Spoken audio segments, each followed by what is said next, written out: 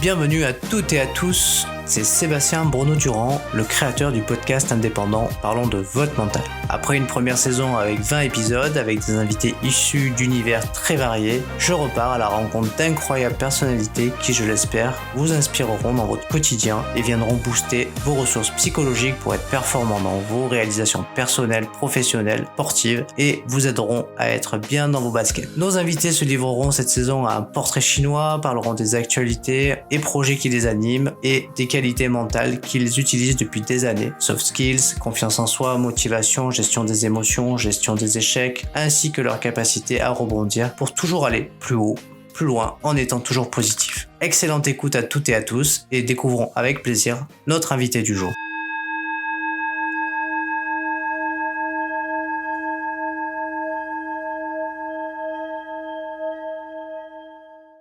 Donc, bonjour à tous les auditeurs pour ce podcast aujourd'hui qui est consacré à une triathlète qui a un parcours très très riche et que je suis vraiment très heureux d'accueillir sur le podcast. Elle s'appelle Audrey Merle et je vais la laisser un petit peu se présenter. Bonjour à tous, je m'appelle Audrey Merle, je suis triathlète de haut niveau, licenciée au club d'ICI Triathlon en région parisienne et je pratique le triathlon depuis que j'ai 17 ans après un parcours on va dire assez conséquent en tant que nageuse. J'ai basculé au triathlon pour plus de diversité et puis j'ai pu toucher au haut niveau depuis donc 2012 où je suis régulièrement en équipe de France. Et tu as participé à des Jeux Olympiques aussi? Exactement, en 2016, voilà. J'ai participé aux Jeux Olympiques à Rio. Donc je termine à une 35e place assez médiocre par rapport à mes ambitions, mais bon voilà, ce sont des choses qui arrivent dans le haut niveau. Mais tu es aussi une jeune sportive engagée pour une communauté qui s'appelle Les Bornais, où tu es ambassadrice et porte-parole. Ça consiste en quoi ton rôle? Qu'est-ce que tu fais exactement? Tu peux nous parler un petit peu des Bornais? Alors oui, les Bornais, donc ça fait depuis maintenant un peu plus d'un an que je suis à leur côté. C'est donc une communauté qui prône un petit peu la mixité et le partage dans le monde du cyclisme. Puisque c'est quand même une discipline où on va dire que les a priori enfin tout ce qui tourne autour du sport est ultra masculin et très très développé. Donc je pense que les bornés c'est tout simplement un moyen de faire découvrir le cyclisme aussi à la base aux femmes et puis surtout à permettre d'avoir une base d'échange entre les gens qui pratiquent la même passion. Donc voilà, je me retrouve parfaitement dans leur philosophie et aujourd'hui mon rôle c'est de pouvoir tout simplement en parler et partager des valeurs communes. Donc du coup, je pense que quand plus on est nombreux, mieux c'est pour exprimer cela. Voilà.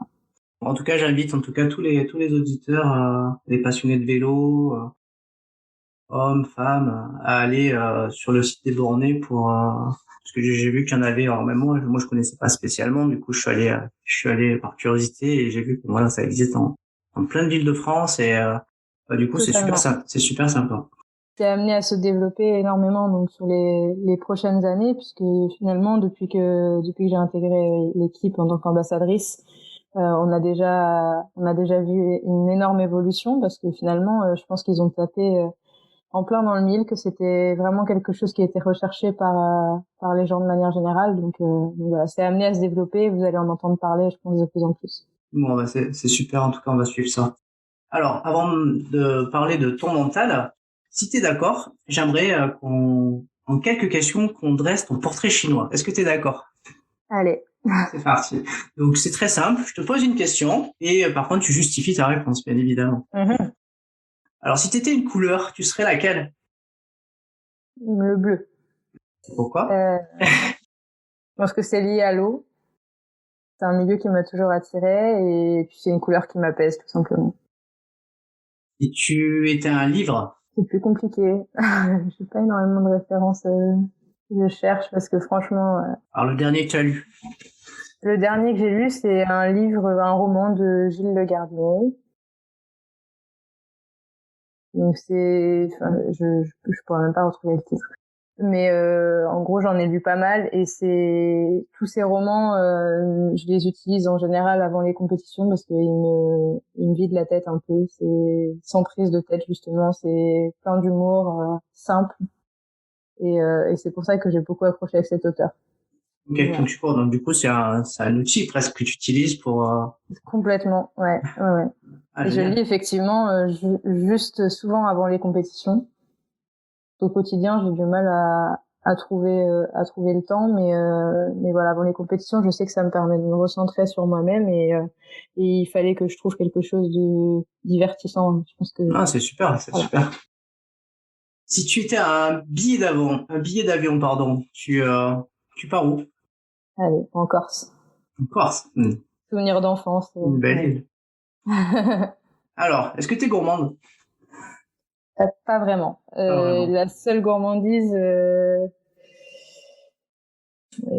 laquelle je tiens, on va dire, c'est le chocolat et c'est le chocolat noir. C'est tout. Donc, si tu devais choisir un plat cuisiné, tu choisirais quoi? Un plat cuisiné? Ouais. Je dirais, bon, c'est pas très cuisiné, mais le shirashi, simplement. Ouais. Et une pâtisserie?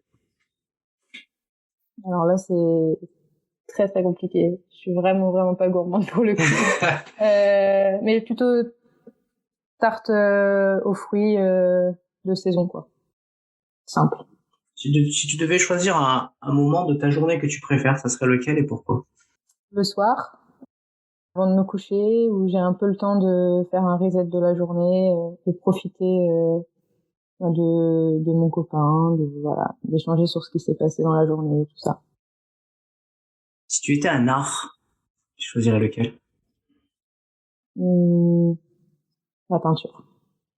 J'ai toujours aimé peindre depuis que je suis petite et c'est quelque chose que j'ai un peu laissé de côté avec les activités sportives, mais j'ai pu un petit peu retoucher, on va dire, à ce domaine quand j'ai eu des problèmes de santé. Là, ça m'a permis de faire autre chose et j'ai toujours adoré ça depuis que je suis petite. Donc, Si tu devais choisir un mot, ça serait lequel? Un seul mot. hmm, je dirais le bien-être. Je sais pas si ça suffit pour un mot. Ah ouais, c'est bien, c'est un mot. Et pourquoi? Ouais. Parce que je pense qu'aujourd'hui, j'ai compris que dans tout ce que je faisais, c'était ce que je recherchais, en fait. Que ce soit dans ma pratique sportive, dans ma vie personnelle, ma vie professionnelle. Donc, voilà. Un peu une quête, quoi. Bon, ben, c'est une belle quête. Mm. Si une petite dernière, et après on parlera de mental. Si t'étais une saison, tu choisirais laquelle? Non, mais parce que j'ai énormément de mal et c'est lié à ma pratique sportive, c'est que je sais que l'hiver, c'est une période où on doit beaucoup travailler pour préparer les compétitions. Et j'adore travailler et mettre tout en place pour être performante, mais le problème, c'est que je crains énormément le froid et que c'est ma hantise un petit peu quand on approche cette saison. Donc, je préfère prendre la saison complètement opposée et voilà, et profiter du beau temps. Bon, bah du coup, ouais, grâce à ce petit portrait chinois, on te connaît un petit peu mieux, on connaît un petit peu plus tes goûts. Et bah écoute, maintenant je vais t'inviter un petit peu à parler de ton mental. Tu es une sportive, une athlète aguerrie depuis de nombreuses années. Si tu devais être fière de quelque chose ou satisfaite avec le recul, ça serait de quoi dans ton parcours?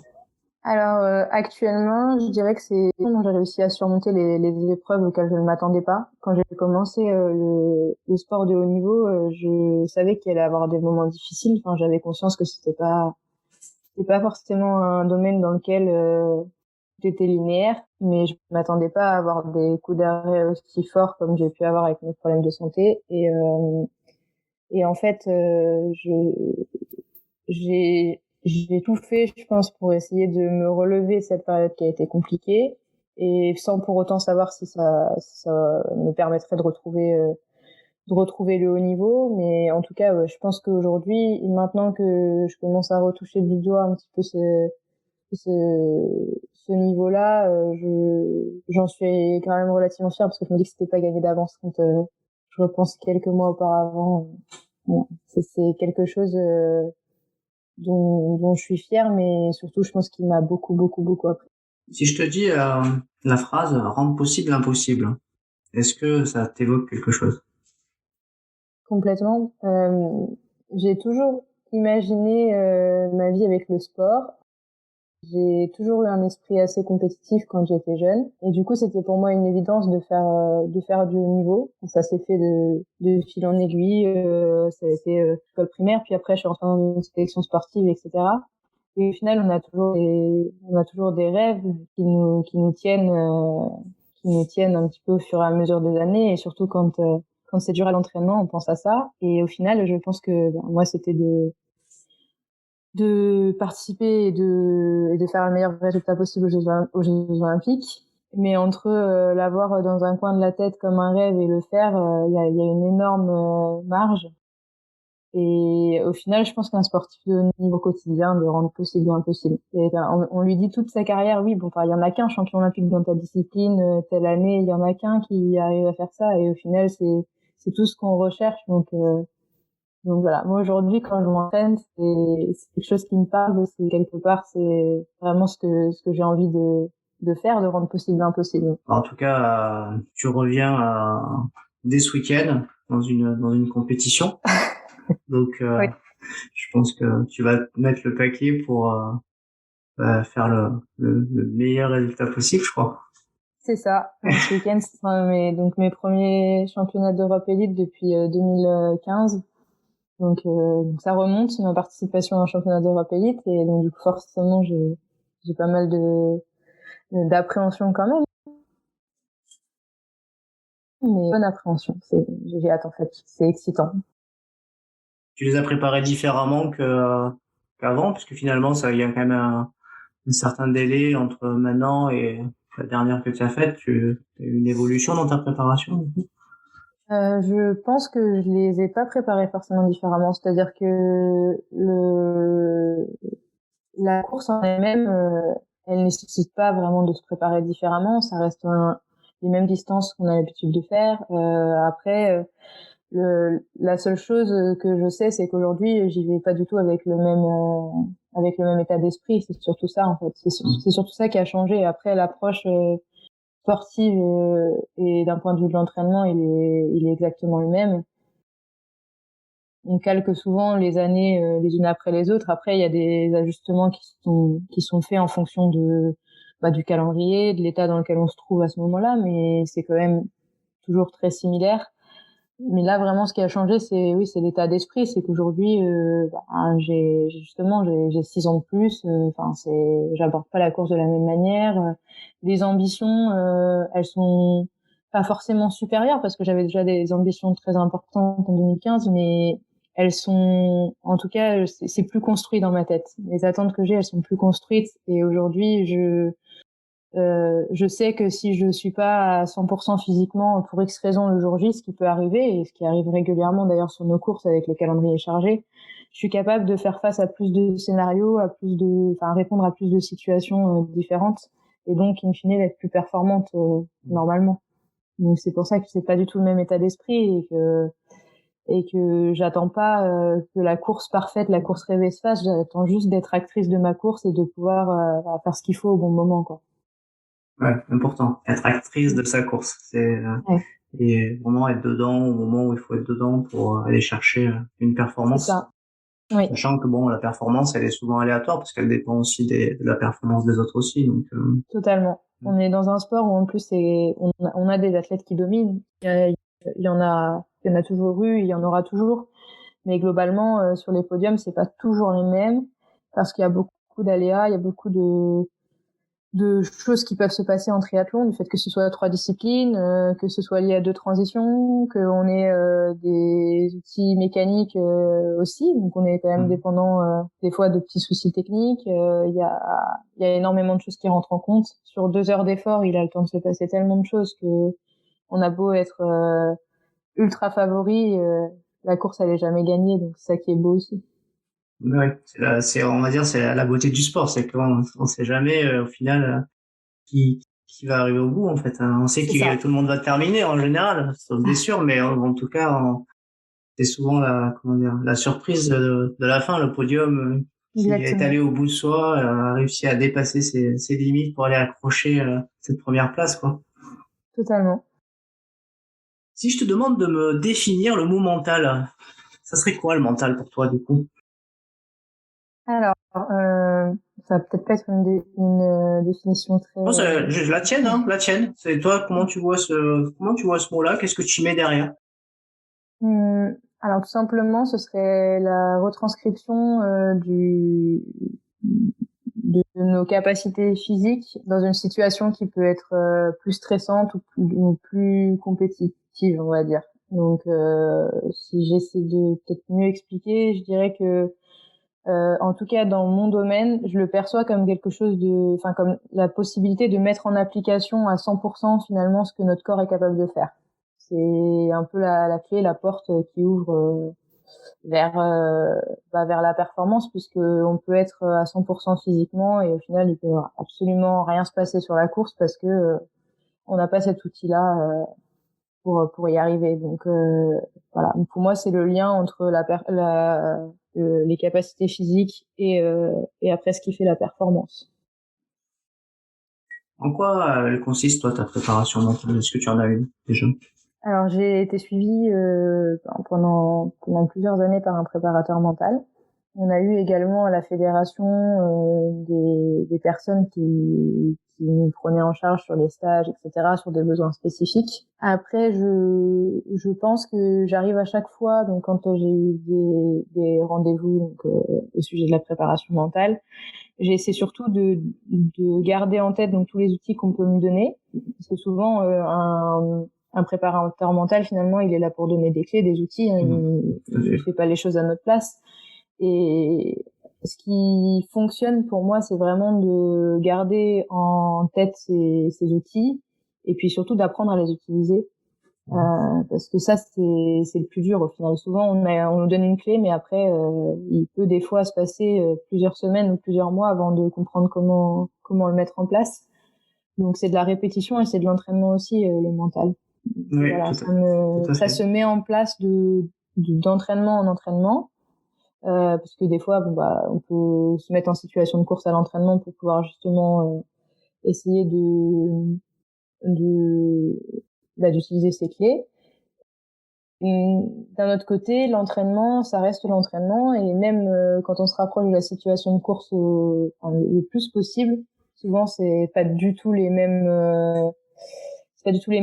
caractéristiques. On n'aborde pas l'entraînement de la même manière que la course, donc du coup finalement la meilleure façon d'utiliser ces clés, c'est de le faire sur des compétitions, et donc c'est de courir assez régulièrement pour pouvoir mettre en pratique ça. Et du coup moi c'est ce que j'ai essayé de faire cette saison. J'avais une saison qui me permettait de courir un peu plus régulièrement, de prendre plus de départs, parce que j'avais pas un gros objectif comme ça peut l'être dans une année olympique ou dans une année où on vise vraiment place au championnat du monde. Moi, je voulais être régulière cette année, essayer de faire pas mal de courses et finalement avoir la possibilité justement de tester des choses. Et ces choses-là, elles étaient autant sur le plan physique que sur le plan mental. Et donc, je pense que ça m'a plutôt réussi. J'aborde les courses un peu plus sereinement à chaque fois. Donc c'est que je pense que les outils, je commence à comprendre comment les utiliser. Ok. Et est-ce que tu as un outil préférentiel et qu'est-ce qui marche bien chez toi? Alors, la visualisation, ça marche vraiment très, très bien. Avant chaque course, j'essaie de me mettre dans ma bulle et puis de revisualiser le parcours. De revisualiser aussi les moments où je pense qu'il peut y avoir des choses importantes qui se produisent, parce que par exemple quand on va repérer un parcours, souvent on a des endroits où on se dit là il y a moyen peut-être de faire quelque chose en vélo, d'attaquer, attention, ce virage-là il est dangereux, donc à quel moment je vais devoir me positionner plutôt à l'avant du pack en vélo ou plutôt à l'arrière. Il y a plein de choses qu'on peut réussir à apercevoir en repérant le parcours, et en fait l'idée pour moi c'est de remettre avant la course tout dans ma tête, tout dans l'ordre, un peu en visualisant, et comme ça, quand je suis sur la ligne de départ, finalement, je me pose plus trop de questions, je sais juste ce que j'ai à faire, quoi. Oui, C'est comme si je le mettais en mémoire. Comme tu disais, t'es dans l'action après, quoi.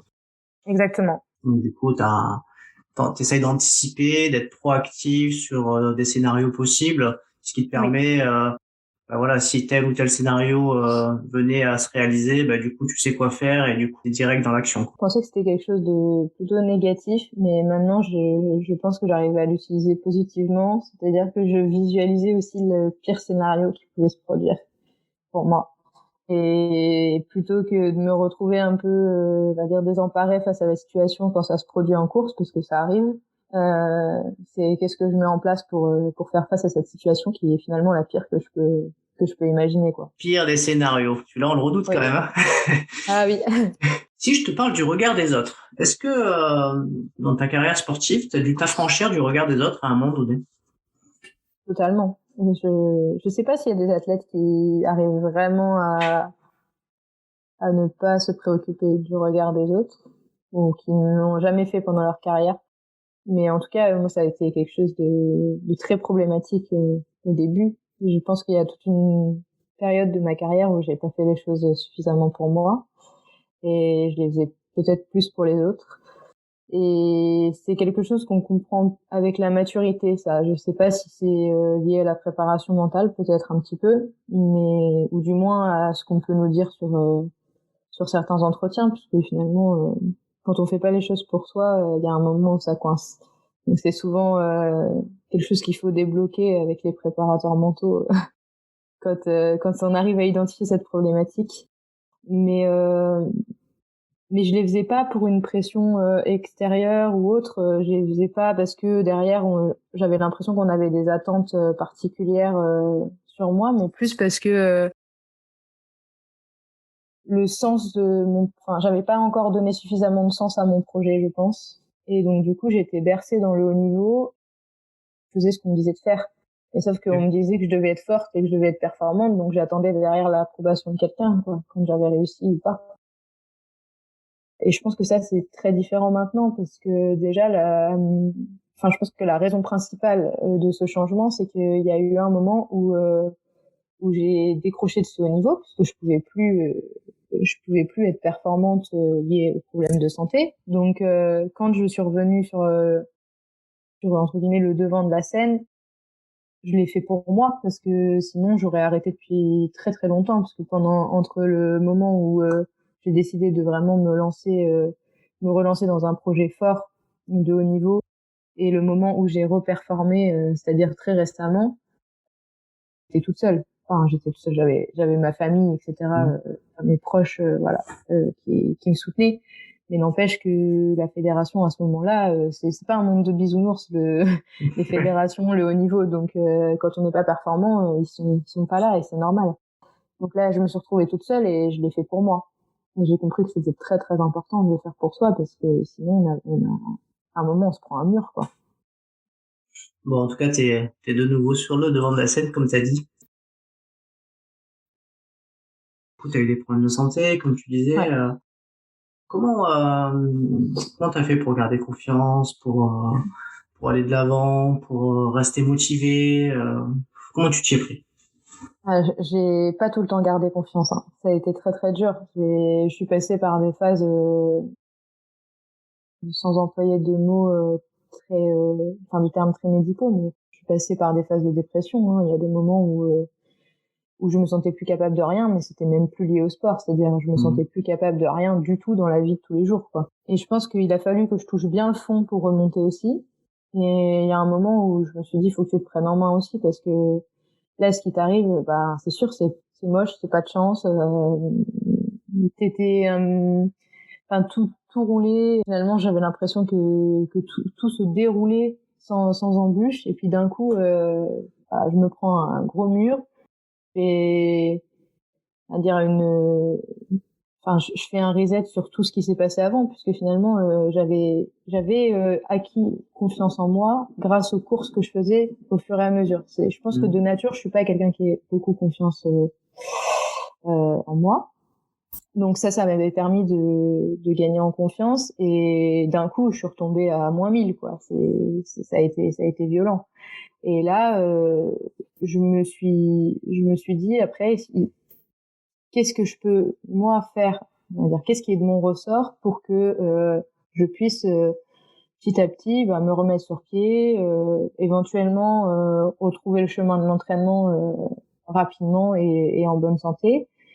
Et ça s'est fait grâce à l'aide de ma famille et de mes proches. Dans ces moments-là, en fait, j'ai eu besoin d'eux plus que jamais, puisque quand tout va bien, en général, on n'a pas besoin de grand monde, quoi.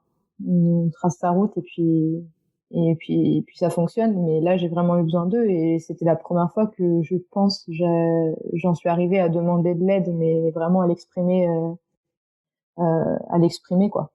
Donc vraiment, je pense que ça passe par le soutien des proches, des gens qui on a confiance en tout cas, et eux m'ont redonné confiance en moi aussi.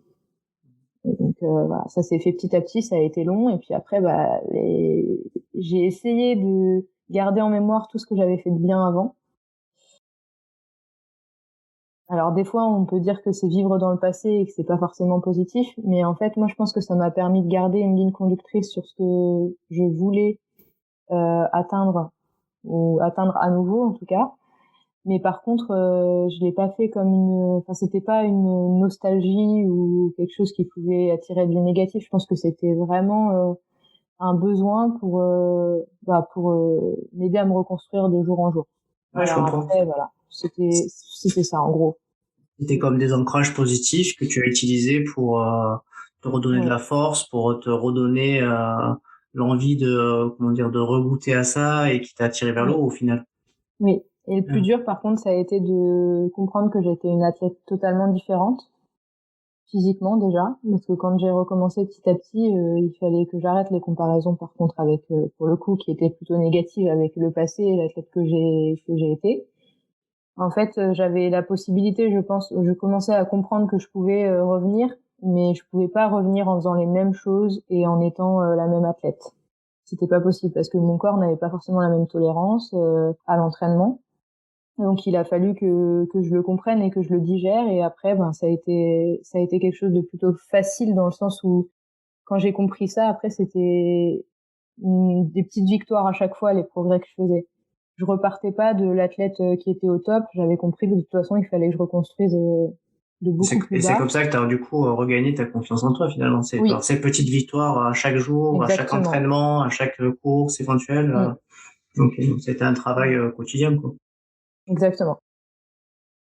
Est-ce que tu as déjà connu de la pression ou du stress dans le cadre de compétition et du coup, si oui, comment tu fais pour la surmonter dans ces moments-là? Oui, beaucoup. Du coup, ça va avec le fait que je pense que de base, j'ai pas beaucoup confiance en moi. C'est quelque chose que j'ai diabolisé pendant longtemps, le stress. Je voulais absolument ne pas en avoir avant les courses, ou du moins je trouvais pas ça normal. En fait, avec le temps, on se rend compte que c'est indispensable déjà pour avoir envie de faire la course, pour l'adrénaline, pour tout ce qui touche à la compétition. Je pense que c'est quelque chose de primordial. Ce qu'il faut enfin là où il faut faire attention, c'est que ça devienne pas un stress inhibant. Et autant j'ai été toujours très stressée, autant je pense qu'au moment où le départ est donné, j'ai une sorte de libération qui fait que j'arrive à agir quand même. Et ça m'est par contre arrivé rarement, mais ça m'est arrivé sur certaines courses de justement au moment du départ ne pas réussir à me libérer de ce stress. Et là, pour le coup, c'est là où ça devient néfaste, puisque je pouvais pas prendre les bonnes décisions pendant la course. En fait, j'étais l'ombre de moi-même sur la course. Et donc, je mettais pas en place ce que j'avais fait à l'entraînement. Je subissais beaucoup plus les courses que ce que j'aurais aimé. Donc, en gros, j'étais complètement dépendante des décisions des autres. Et ça, c'est plus problématique. Mais honnêtement, ça m'est pas arrivé tant que ça. C'est-à-dire que j'ai rarement franchi une ligne d'arrivée en me disant j'ai raté ma course parce que j'étais beaucoup trop stressée. Du coup, Par contre, ça m'est arrivé. du coup, tu utilises des techniques particulières pour pouvoir du coup la gérer, parce que du coup, on peut toujours avoir, comme tu disais, avoir un stress qui peut être stimulant ou inhibant. Mais Ouais. est-ce que tu utilises comment dire, des techniques particulières pour pouvoir Mmh. te relaxer et puis finalement tu sais qu'il est là, mais tu sais qu'il va être plus positif que l'inverse, quoi. Ouais. Alors, des techniques particulières, je pense que j'en ai quand même quelques-unes. Je dirais que la première, bon, la visualisation, ça en fait partie parce que ça me permet de me recentrer sur moi-même. La deuxième, c'est en fait on a des temps d'attente quand même assez importants entre le moment où on termine l'échauffement et le moment où on est appelé. Donc souvent il se passe 10 minutes où bah en fait on ne peut pas faire grand chose parce qu'on est aligné en fonction de notre numéro avant de peut-être appelé. Donc on est dans un petit espace et là souvent j'en profite pour faire des petits mouvements qui me sont propres. En fait, c'est des petites routines gestuelles pendant lesquelles je ferme les yeux souvent. Voilà, je repense à des choses positives, à des courses qui se sont bien passées. Euh, J'essaie de faire le vide justement, enfin d'évacuer les choses qui sont pas forcément positives et de laisser place à des belles images, quoi. Voilà, c'est souvent ce qui m'aide. Et après, je corrèle souvent ça avec des exercices de respiration pour pas que, voilà, pour pas que, on va dire, que ça ait, je sais pas comment l'exprimer, mais souvent quand j'ai du mal à ventiler tout ça avant les courses, donc c'est justement que le stress prend un peu trop le dessus. Si je reste comme ça, en fait, mes premiers mètres de course, donc sur les premières minutes dans l'eau, souvent j'ai l'impression de faire à moitié des crises de panique, quoi. Et donc ça, je sais qu'il faut surtout pas que je le garde et que j'arrive à retrouver dire un rythme de respiration complètement calme et voilà. Je Du coup, pense que ça va. tu utilises des techniques de respiration pour te Oui, relaxer. oui. Alors moi, je le fais, on va dire, de manière assez mécanique. Bon, c'est maintenant enfin, automatique plutôt. C'est des choses que je fais régulièrement. Par contre, quand ça devient vraiment trop important et que je sens que je commence à paniquer, notamment comme ça a été le cas sur une course récemment. Il y avait le kiné de l'équipe de France et des exercices de respiration, je l'ai fait avec lui. Donc voilà, Ouais, je du fais coup, c'est appel à utile. quelqu'un. Mm. Mm. Comment tu fais pour rentrer dans ta bulle, dans une compète, et du coup être hyper focus et le rester? Alors, je rentre dans ma bulle. Avant, je rentrais dans ma bulle très longtemps avant la course, c'est-à-dire le matin de la course, je me levais, j'étais déjà dans ma bulle. Maintenant, j'essaie d'être vraiment. Je pense que je suis dans une vraie bulle plus qu'avant. Parce qu'avant, finalement, je rentrais longtemps avant, mais j'avais pas vraiment ma bulle.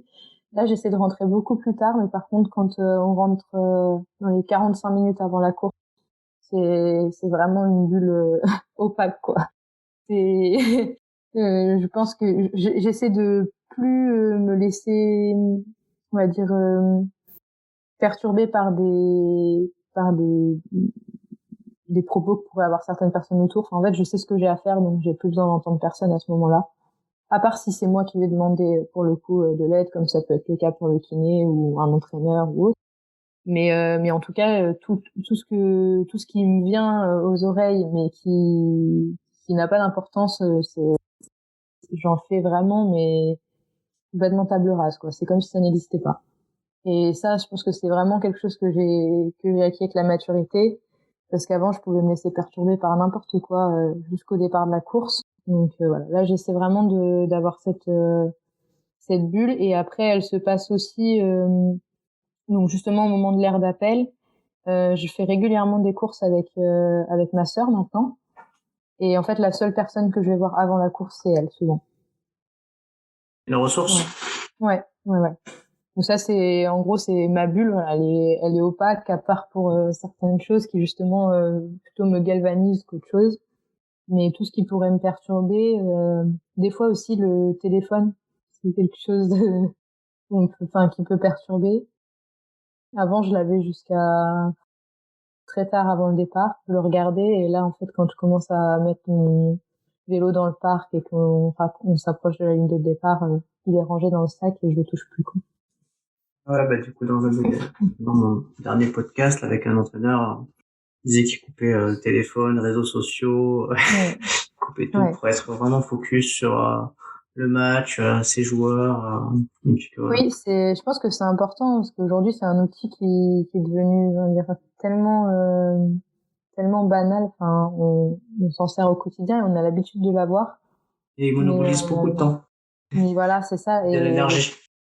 et l'énergie. Voilà, c'est exactement ce que j'allais dire. Je pense que c'est très coûteux en énergie de passer son temps sur les réseaux sociaux et il faut absolument l'éviter avant les courses. Après, par contre, je vais quand même garder une fois de plus le positif du téléphone, c'est que parfois moi j'ai besoin d'avoir le petit message avant d'aller sur le site de course. Il est important pour moi quand même les messages que je peux avoir de ma famille, de mon entourage proche, mais c'est les seuls auxquels je répondrai en fait. Oui, puis des fois, il y a le soutien des gens qui te suivent aussi, C'est ça. donc Ouais. ça, c'est important aussi, je pense que c'est toujours intéressant de savoir voilà, qu'il y a des gens qui sont derrière et qui seront contents si tu fais un Totalement. super résultat, quoi.